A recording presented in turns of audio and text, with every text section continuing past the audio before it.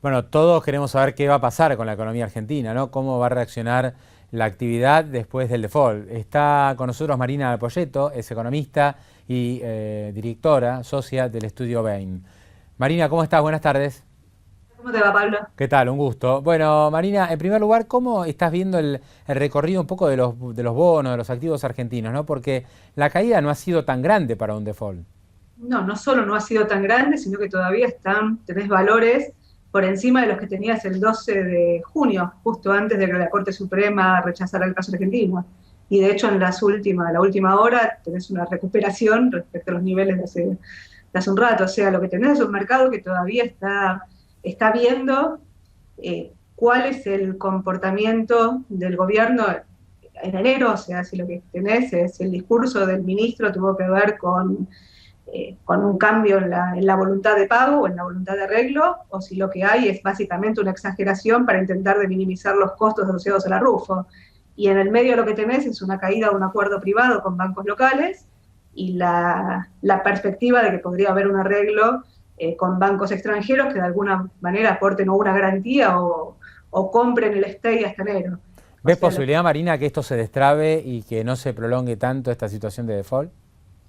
a ver, la verdad que lo que tenés es de nuevo, digo, tenés estas dos visiones respecto de qué es lo que está haciendo el gobierno. Si el gobierno está realmente actuando para reducir los costos asociados a la RUFO y en enero se da vuelta y arregla, o si lo que hay es una malvinización de la situación y entonces digo, vas a intentar sortear el fallo a toda costa.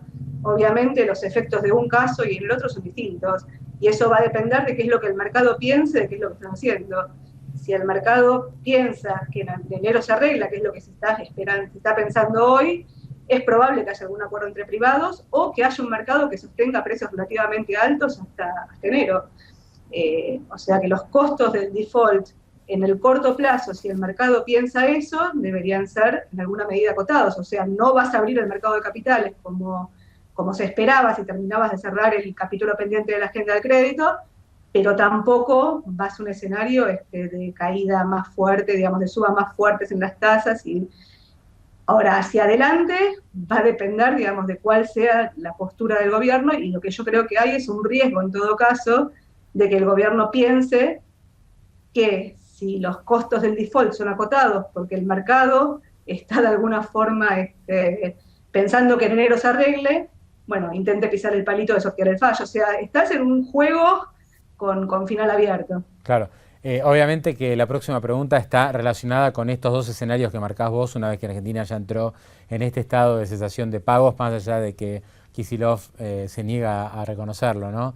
El primer semestre fue negativo en términos de actividad económica, prácticamente hay números negativos para todos los sectores.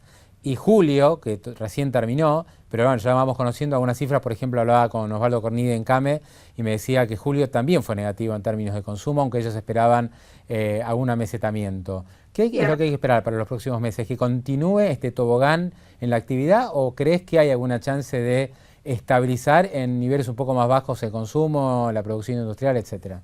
En realidad el nivel de actividad, cuando uno mira los datos, cae hasta mayo. Junio tenés cierto amesetamiento y alguna mejora en el margen. Todavía las caídas en términos interanuales son profundas, y julio la verdad que tenemos muy poca información de qué es lo que pasó. Pero hacia adelante uno no espera una profundización de la caída.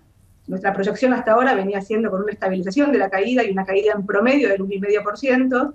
Obviamente, si el escenario de default se prolonga y no hay una salida al fallo hacia adelante, digo, la caída podría ser más pronunciada. Eh, eh, pero lo que estamos diciendo es, va a depender un poco de cómo se arregle esto, de cómo se arregle y sobre todo de cuál sea la perspectiva del mercado respecto al cuál va a ser el arreglo enero. O sea, 2014 va a depender mucho de las expectativas que se generan en el mercado respecto de si esto es básicamente un intento de minimizar el costo de la RUFO o si lo que hay es directamente un patear el tablero, y que hasta ahora nosotros no lo planteábamos ni siquiera como escenario. Claro, Marina, para ir cerrando, digamos, cuando uno analiza la economía argentina, lo primero que siempre hay que observar, porque es lo que termina impactando, ¿no?, en el resto de las variables, es el tipo de cambio, el comportamiento del dólar.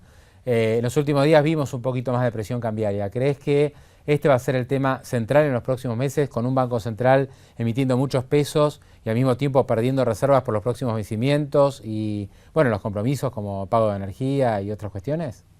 Sí, en rigor lo que tenés es una inconsistencia entre la política fiscal y la política monetaria que intentaba ser sorteada con dólares que iban a ingresar por la cuenta capital.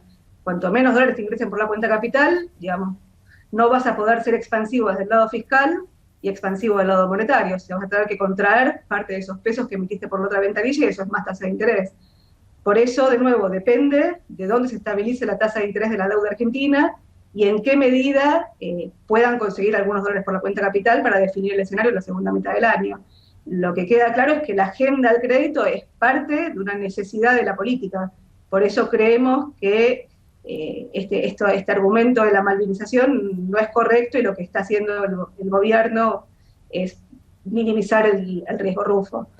Sí, incluso Marina, yo planteaba hace un rato que no sé qué sentido tiene haber arreglado con el Club de París y haber desembolsado 650 millones de dólares si finalmente no vas a arreglar con los holdout y no vas a volver a acceder al financiamiento externo, ¿no? Porque lo del Club de París tenía lógica el apuro y haber arreglado por casi 10.000 millones si luego terminabas consiguiendo acceso a los mercados, porque no podías acceder a los mercados con el Club de París pendiente. Pero haber arreglado Club de París y no arreglado holdout no tiene demasiada lógica. No, para nosotros había una agenda muy clara que era CIADI, holdouts, perdón, CIADI, Repsol y Club de París, que eso te generó un aumento en la deuda, pero fundamentalmente un aumento en el perfil de vencimientos. No quiero ningún gollete que se haya avanzado en ese camino si no se pretendía cerrar este tema. Lo que pasa es que este tema se iba a patear para el año que viene y la decisión de la Corte fue lo que te lo anticipó en el tiempo. Marina Dal Poyetto, un gran gusto. Muchísimas gracias. Igualmente.